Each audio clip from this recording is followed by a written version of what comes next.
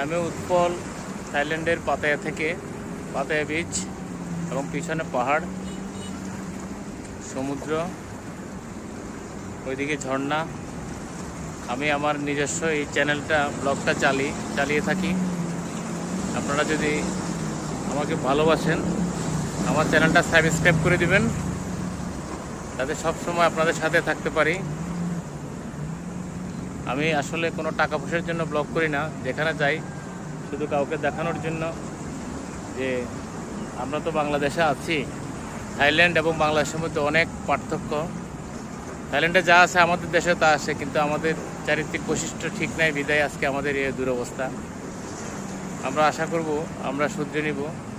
এখানে থাইল্যান্ডে অনেক ভালো লাগে, আমি মাঝে মধ্যে আসি, আপনারাও আসবেন। আমাদের দেশের যেন উন্নয়ন সাধিত হয়, সেদিকে আমাদের সরকারের দৃষ্টি কামনা করছি।